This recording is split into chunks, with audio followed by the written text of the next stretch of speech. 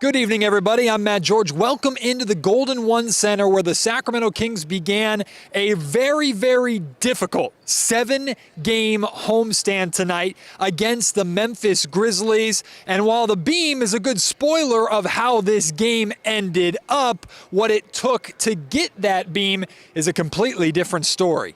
Domantas Sabonis playing his first game back inside the Golden One Center after returning from a hamstring injury, taking on the Memphis Grizzlies, who were without star point guard Ja Morant. They did have Folsom High School alumni Jalen Wells playing in front of his hometown crowd, and early on, Wells showed off the range with one of his 3 made three-pointers on the night. He scored 14 points in his homecoming. For Sabonis, it was a night that just got worse and worse. After being hit in the face in the first quarter, hard enough to cause a laceration that required stitches, Sabonis returned to the game only to suffer a scary-looking ankle injury at the start of the third quarter. Sabonis needed to be helped to the locker room and appeared to have fallen in the tunnel. He did not return to the game, but his teammates rallied in his absence, especially on defense. Sacramento forced 18 Grizzlies turnovers, snatching 11 steals and blocking 7 shots. In his revenge game against his former team, Jake LaRavia was huge for the Kings off the bench. He scored 12 points with 2 steals and a block. Meanwhile, Malik Monk, Zach LaVine, and DeMar DeRozan